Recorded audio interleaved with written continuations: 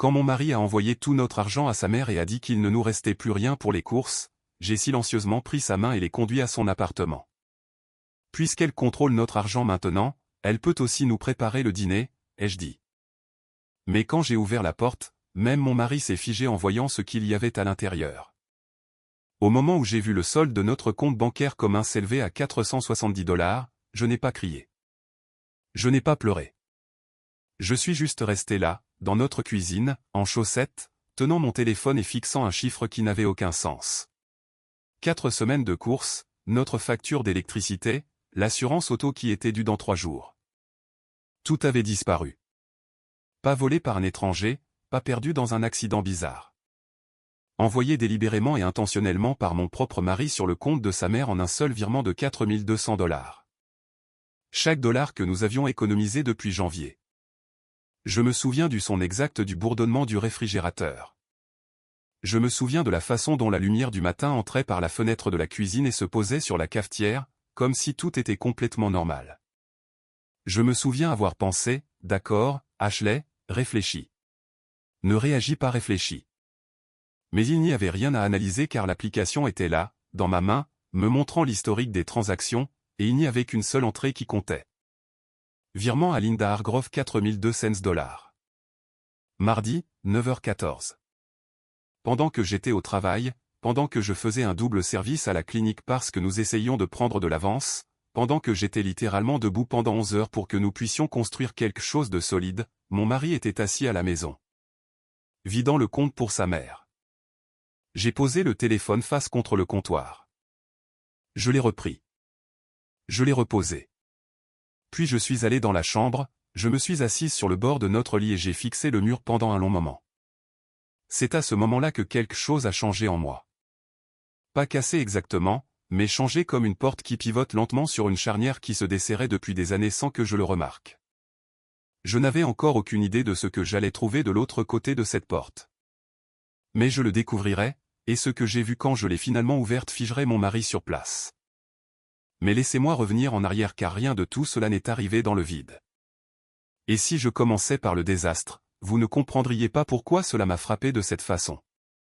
Brandon et moi nous sommes rencontrés lors d'un barbecue dans le jardin d'un ami commun à l'été 2019. Il se tenait près du grill, riant trop fort à la blague de quelqu'un, portant un t-shirt délavé de l'université du Tennessee et tenant une bouteille de Heineken comme s'il était né à l'aise. C'était ça avec Brandon. Il avait toujours l'air à l'aise, détendu, comme si la pièce dans laquelle il se trouvait avait été conçue spécialement pour lui. J'ai trouvé cela attirant d'une manière que je ne m'attendais pas à trouver attirante cet été-là, car je venais de sortir de 2 années difficiles et je ne cherchais pas vraiment. J'avais 31 ans. J'avais un bon travail de coordinatrice d'admission dans une clinique de physiothérapie à Murfreesboro, Tennessee.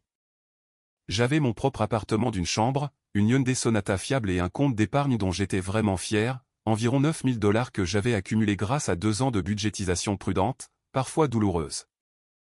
Je n'étais pas riche. Je n'en étais pas du tout proche. Mais j'étais stable, et la stabilité me semblait la chose la plus luxueuse au monde après le chaos de la fin de mes 20 ans. Ma mère, Diane, disait que j'étais la personne la plus organisée qu'elle ait jamais élevée. Elle le disait comme un compliment, bien que parfois cela sonnait comme si elle pensait que je devais me détendre. Peut-être qu'elle n'avait pas tort. Je tenais un tableur de budget. Je préparais mes repas le dimanche. J'avais un plan quinquennal qui incluait le remboursement de mes prêts étudiants avant 34 ans et l'achat éventuel d'une petite maison. Rien d'extraordinaire, juste quelque chose avec un jardin et un raccordement pour laveuse sécheuse qui soit vraiment à moi. Brandon était le contraire d'un tableur.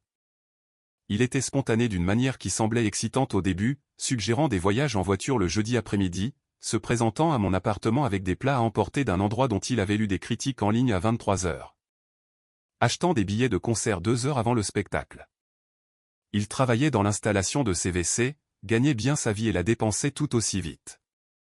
Pas imprudemment, me disais-je, juste librement. Il était généreux. Il payait les additions. Il achetait des cadeaux d'anniversaire beaucoup trop chers à ses neveux et en riait. On ne vit qu'une fois, H, disait-il. Et je riais et le traitais de cliché, et il me serrait contre lui et m'embrassait sur le côté de la tête, et d'une manière ou d'une autre, cela mettait toujours fin à la conversation. Nous sommes sortis ensemble pendant 1 an et demi avant de nous fiancer. La demande en mariage a eu lieu au lac Radnor, qui est ce magnifique parc d'État près de Nashville, sur un sentier que nous avions parcouru ensemble une douzaine de fois. Il s'est mis à genoux avec une bague. J'ai découvert plus tard qu'il avait en fait économisé pendant 3 mois de planification minutieuse, ce qui lui ressemblait si peu que cela m'a fait pleurer avant même qu'il ait fini de demander. J'ai dit oui avant qu'il ait prononcé la deuxième phrase. Nous nous sommes mariés en octobre 2021. Petit mariage, 40 personnes, une grange louée à l'extérieur de Smyrna, des guirlandes lumineuses, ma sœur Kayla comme demoiselle d'honneur, ses 2 meilleurs amis du lycée comme garçons d'honneur. Ce n'était pas luxueux, mais c'était à nous, et j'ai adoré chaque minute. Je me souviens avoir pensé pendant notre première danse que j'avais enfin compris ce que les gens voulaient dire quand ils parlaient de se sentir chez soi avec quelqu'un. Brandon était ma maison. Nous avons emménagé dans un appartement de 2 chambres dans une banlieue appelée La Vergne. Pas glamour, mais propre et abordable avec un petit patio où je cultivais des tomates en été et où Brandon faisait des grillades le week-end. Nous partagions les factures en 2, contribuions à parts égales à un compte d'épargne commun et gardions nos comptes chèques individuels pour les dépenses personnelles. C'était un système qui a fonctionné pendant un certain temps. Il a très bien fonctionné. La première année de mariage a été vraiment bonne. Nous nous disputions à propos de choses normales, comme la fréquence des visites à sa mère, l'opportunité d'avoir un chien, à qui revenait le tour de nettoyer la salle de bain. Nous rions plus que nous ne nous disputions. Nous nous sommes liés d'amitié avec le couple de l'unité d'en face, Mike et Daniel, et nous 4 avions des dîners fixes le vendredi soir qui tournaient entre les appartements. Brandon a commencé à parler de peut-être se lancer à son compte, sa propre entreprise de CVC. J'ai commencé à chercher si nous pouvions nous qualifier pour un programme d'accession à la propriété. Le plan quinquennal était toujours d'actualité, juste légèrement modifié pour inclure un mari. La chose que je ne voyais pas assez clairement à l'époque était Linda, la mère de Brandon. Linda Hargrove, 62 ans, retraitée du district scolaire du comté où elle avait travaillé comme assistante administrative pendant 27 ans, vivant seule dans un appartement de 2 chambres à environ 15 minutes de chez nous dans un complexe appelé Brookfield Estate. Elle avait des cheveux argentés qu'elle gardait courts et soignés, une collection de chats en céramique sur son rebord de fenêtre, et une opinion sur absolument tout. Je veux être juste ici. J'ai vraiment essayé avec Linda. Je lui apportais de la nourriture quand elle disait qu'elle ne se sentait pas bien. Je me souvenais de son anniversaire et je m'assurais que Brandon l'appelle le jour de la fête des mères, même quand il oubliait. Je participais au dîner du dimanche dans son appartement et l'écoutais parler de ses voisins, de son groupe d'église et de ses diverses plaintes physiques avec ce que je croyais être une patience et un intérêt sincère. Mais Linda avait une façon de me regarder que je ne peux décrire que comme une évaluation, comme si j'étais un meuble qu'elle n'avait pas choisi elle-même et qu'elle décidait encore de garder ou non. Elle n'a jamais été ouvertement impolie, du moins pas la première année. C'était plus subtil. Un commentaire sur le fait qu'elle avait toujours imaginé Brandon avec quelqu'un qui aimait cuisiner. Une question pour savoir si je prévoyais de réduire mes heures une fois que nous aurions des enfants, posée avec un sourire qui n'atteignait pas ses yeux. Une habitude d'appeler le portable de Brandon pendant nos soirées en amoureux et de laisser des messages vocaux qui commençaient par « Je sais que tu es occupé. Je voulais juste entendre ta voix ». Brandon minimisait toujours la situation. Elle est juste comme ça, disait-il. Elle ne le pense pas. Elle est seule. Et je le croyais parce que je voulais le croire, parce que l'alternative, que mon mari allait laisser sa mère creuser lentement un espace entre nous, n'était pas quelque chose que j'étais prête à regarder en face. Le premier vrai signe d'avertissement est arrivé un jeudi soir en mars de notre 2e année de mariage. Je suis rentré du travail pour trouver Brandon assis à la table de la cuisine, regardant son téléphone avec une expression que je n'avais jamais vue auparavant. Tendu, fermé. Il a levé les yeux quand je suis entré et pendant une seconde, à peine une seconde, quelque chose a traversé son visage avant qu'il ne sourit. « Salut bébé », a-t-il dit. « Comment s'est passée ta journée ?»« Bien », ai-je dit. « Longue. »« Qu'est-ce qui ne va pas ?»« Rien ne va pas », a-t-il dit. Mais il a retourné son téléphone face contre la table, et ce petit geste s'est logé quelque part au fond de mon esprit, comme une pierre tombant dans une eau calme.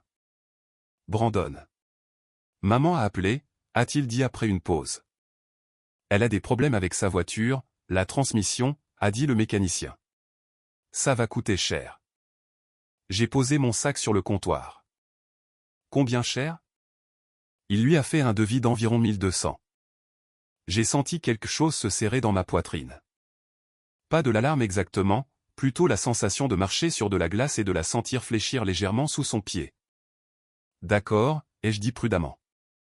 A-t-elle des économies? À quoi ressemble son budget?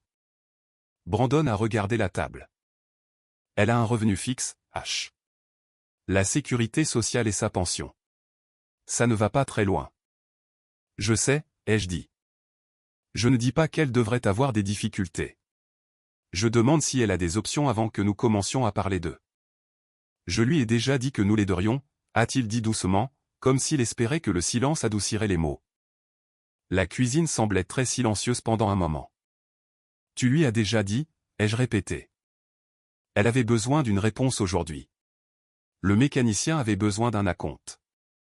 Je suis resté là à regarder mon mari, cet homme que j'aimais, cet homme qui m'avait demandé en mariage au lac Radnor avec une bague pour laquelle il avait économisé pendant 3 mois. Et j'ai essayé de trouver les mots justes. Pas les mots de colère, les bons. Brandon, nous avons un compte commun. Nous prenons les décisions concernant ce compte ensemble. C'était l'accord. Je sais, a-t-il dit. Je sais. Et je suis désolé de ne pas t'avoir appelé d'abord, mais c'est $1200 et elle avait besoin que la voiture soit réparée. J'ai utilisé mon compte chèque personnel. Son compte chèque personnel. D'accord. C'était son argent à dépenser. J'ai expiré lentement. D'accord, ai-je dit, mais la prochaine fois, tu m'appelles, nous en parlons. D'accord? D'accord, a-t-il dit, et il a souri, s'est levé et m'a serré dans ses bras, et la pierre dans l'eau s'est déposée quelque part au fond où je ne pouvais plus vraiment la voir. C'était en mars. En août, j'apprendrai qu'il y avait eu 3 autres transferts dont je n'étais pas au courant, et qu'à ce moment-là, les montants n'étaient plus de $1200. C'était en mars. En août, j'avais commencé à tenir mes propres registres.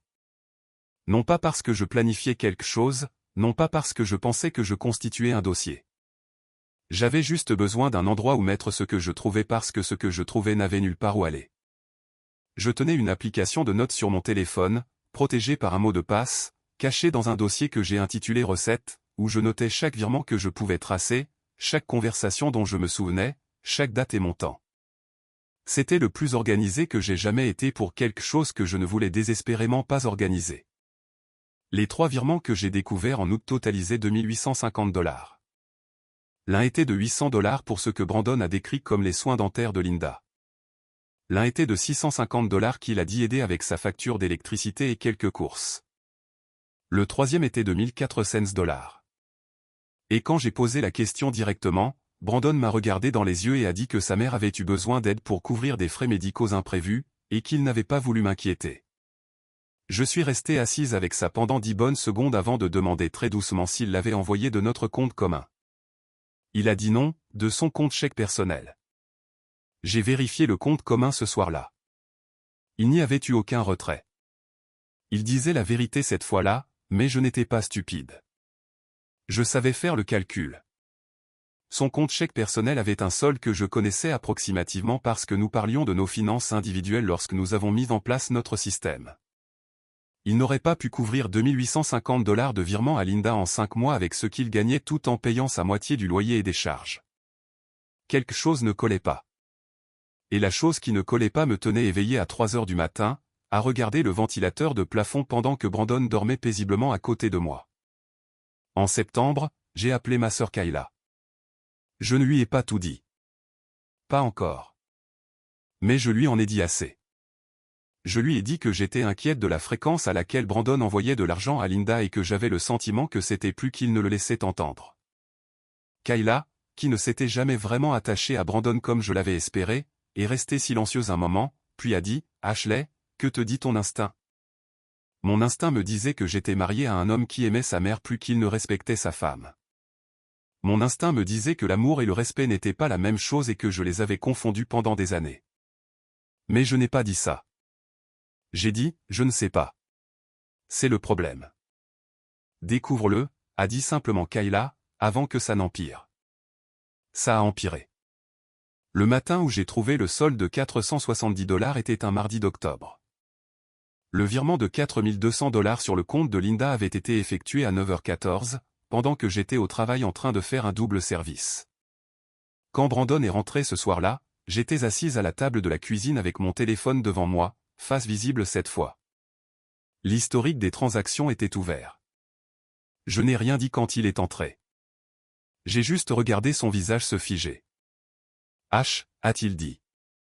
Assieds-toi, Brandon. » Il s'est assis lentement, comme un homme s'abaissant sur quelque chose dont il n'était pas sûr qu'il supporterait son poids. Ses yeux sont allés vers mon téléphone et s'en sont détournés. Un muscle de sa mâchoire a bougé. 47 $, ai-je dit. C'est ce que nous avons. 3 jours avant l'échéance de l'assurance auto. Pas de course. La facture d'électricité n'est pas encore passée. J'ai gardé ma voix complètement neutre. Je m'étais entraîné pendant 2 heures. Tu as envoyé 4200 $ à ta mère ce matin pendant que j'étais au travail. Je peux expliquer. Je sais que tu peux, ai-je dit. Tu expliques depuis 8 mois. J'ai fini d'écouter les explications. Je veux des réponses. Il a commencé à parler. C'est sorti lentement au début, puis plus vite. La façon dont l'eau sort d'une fissure qui s'élargit depuis longtemps. Linda avait des ennuis. Elle avait des dettes de carte de crédit, plus qu'elle ne l'avait laissé entendre, plus que même lui ne le savait jusqu'à récemment. Elle avait emprunté sur une petite police d'assurance vie qu'elle avait, et celle-ci était presque épuisée. Elle avait 3 mois de retard sur son loyer à Brookfield Estate. Le complexe lui avait envoyé un avis. Si elle ne payait pas avant la fin du mois, elle serait expulsée. Alors, tu as vidé notre compte? Ai-je dit. Je ne savais pas quoi faire d'autre, a-t-il dit. Elle n'a nulle part où aller, Ashley. Elle a 62 ans. Et j'ai 33 ans, ai-je dit. Et j'ai travaillé en double service pour alimenter ce compte. Et tu l'as vidé sans une seule conversation, sans un message texte, sans un mot. Je savais que tu dirais non. La cuisine est devenue très silencieuse. Tu savais que je dirais non, ai-je répété lentement. Alors au lieu de parler à ta femme, la personne avec qui tu as juré de prendre des décisions, tu as juste décidé pour nous deux. Il n'a pas répondu. C'était une réponse. Je me suis levé. J'ai pris mon téléphone et j'ai prononcé les mots qui étaient au fond de ma gorge depuis le moment où j'avais vu ce solde. Très bien. Si Linda contrôle notre argent maintenant, alors Linda peut nous préparer le dîner. Allons-y. Il m'a dévisagé. Quoi? Prends tes clés, ai-je dit. Nous allons à l'appartement de ta mère tout de suite. Puisqu'elle a apparemment 4200 $ de notre argent pour les courses, elle peut nous préparer un repas. Je n'étais pas sarcastique. Ou je l'étais, mais il y avait quelque chose sous le sarcasme qui était complètement sérieux. Je voulais voir Linda. Je voulais la regarder en face. Je voulais que Brandon se tienne dans la même pièce que nous deux en même temps et soit incapable de prétendre que ce qu'il avait fait était invisible. Il a conduit. Aucun de nous n'a parlé. Les 15 minutes jusqu'à Brookfield Estate ont semblé durer 1 heure. Quand nous sommes arrivés sur le parking, j'ai remarqué 2 choses. La voiture de Linda était à sa place habituelle et il y avait une lumière allumée à sa fenêtre avant. Bien. Elle était à la maison. J'ai frappé. Brandon se tenait légèrement derrière moi et à ma gauche et je pouvais sentir la tension qui émanait de lui comme de la chaleur de l'asphalte. Il y a eu une pause, un bruit de mouvement à l'intérieur, puis la porte s'est ouverte. Linda était en peignoir.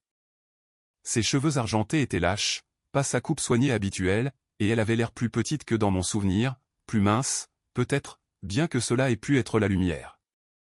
Elle m'a regardé, puis Brandon, et quelque chose a changé dans son expression que je n'ai pas pu lire immédiatement. « Ashley » a-t-elle dit. « Brandon, je ne savais pas que vous veniez. » « Moi non plus jusqu'à aujourd'hui » ai-je dit agréablement. « Pouvons-nous entrer ?» Elle a reculé. Nous sommes entrés et c'est là que je me suis arrêté. L'appartement était plein. Pas plein de gens, plein de choses, de nouvelles choses. Un grand téléviseur à écran plat au mur où je me souvenais d'un plus petit et plus ancien. Un canapé d'angle en tissu gris foncé qui avait encore cette légère odeur de mousse neuve. Une table de cuisine qui n'était certainement pas celle en bois rayé qu'elle avait depuis que Brandon était adolescent. Sur le comptoir, un batteur sur socle KitchenAid encore dans sa boîte, partiellement ouverte. Sur la table basse, des sacs de shopping, du genre de ceux de HomeGood à $2, encore bourrés de papier de soie. Je me tenais dans le salon de Linda et je regardais une femme de 62 ans qui avait 3 mois de retard sur son loyer, et je comptais environ $4000 de meubles et d'appareils électroménagers neufs autour de moi. Brandon était devenu complètement immobile. « Linda » ai-je dit, et ma voix est sortie très calme, ce qui m'a même surprise. « Je veux comprendre quelque chose. Brandon m'a dit que vous étiez en retard sur le loyer, que vous aviez des problèmes financiers, que vous aviez besoin de cet argent de toute urgence ou vous seriez expulsé. » J'ai fait une pause. « Alors, j'ai besoin que vous m'aidiez à comprendre la chronologie ici parce que ce canapé n'a pas l'air d'avoir été livré il y a 3 semaines. » Le menton de Linda s'est relevé. J'économisais pour des choses dont j'avais besoin. Avec quoi? Ai-je demandé. Vous vivez de la sécurité sociale et d'une pension. Vous dites à Brandon depuis 8 mois que vous n'arrivez pas à joindre les deux bouts. Je me suis tourné vers Brandon, qui se tenait près de la porte comme s'il se demandait s'il pouvait encore partir. Combien lui as-tu envoyé au total cette année? Il n'a pas répondu. Je l'ai noté, ai-je dit doucement. 8 cents en avril, 650 en mai, 1004 cents en juillet, 4002 cents aujourd'hui. Cela fait $7050, Brandon, depuis mars. Linda a émis un son qui aurait pu être le début d'une protestation, mais j'ai continué. Je travaille 11 heures par jour à cette clinique, ai-je dit. Je budgétise au dollar près depuis avant même que nous nous rencontrions.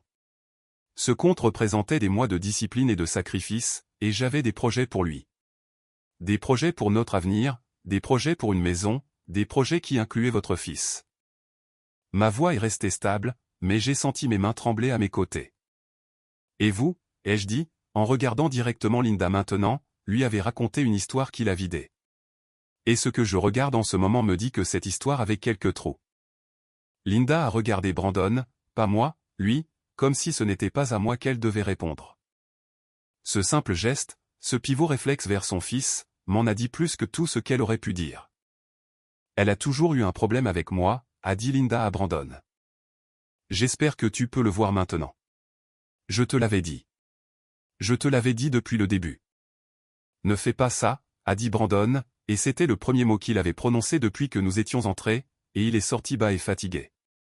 Maman, ne fais pas ça. Linda a cligné des yeux. Pardon? Je le vois, a-t-il dit. Il ne la regardait pas. Il regardait le batteur sur socle KitchenAid sur le comptoir, encore à moitié dans sa boîte. Je vois tout. La pièce était très silencieuse. Les chats en céramique de Linda regardaient depuis le rebord de la fenêtre.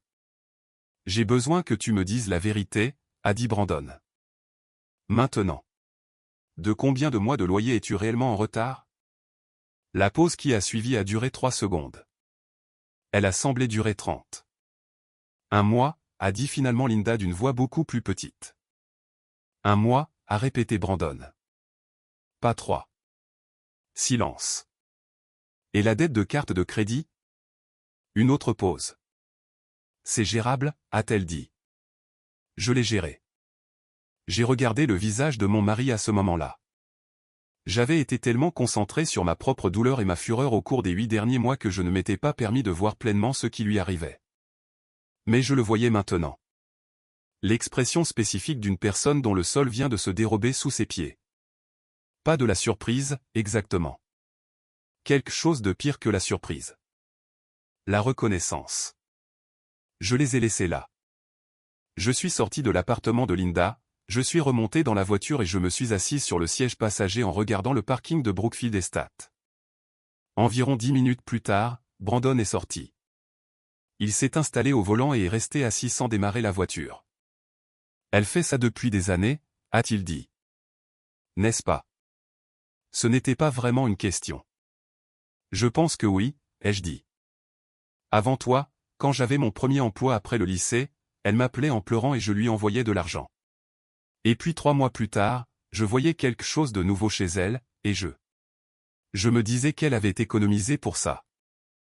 Il s'est frotté le visage avec les 2 mains.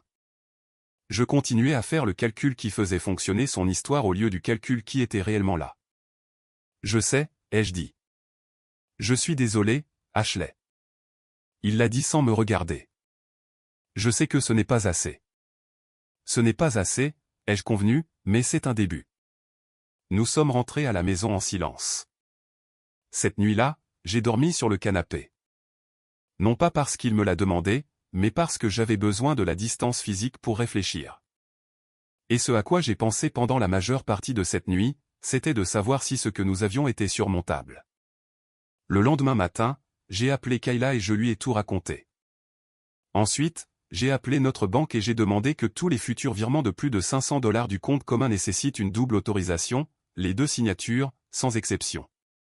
L'agent du service clientèle m'a guidé sans jugement, et je l'ai remercié, j'ai raccroché et je me suis assise sur le patio avec mon café pendant un long moment.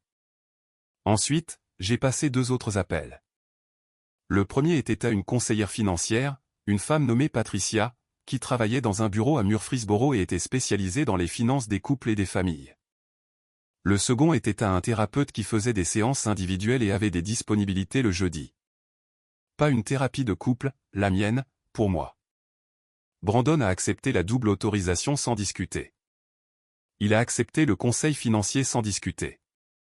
Il a accepté une thérapie individuelle pour lui-même, ce que je n'avais pas demandé, mais qu'il a évoqué lui-même 2 jours après l'épisode de l'appartement de Linda.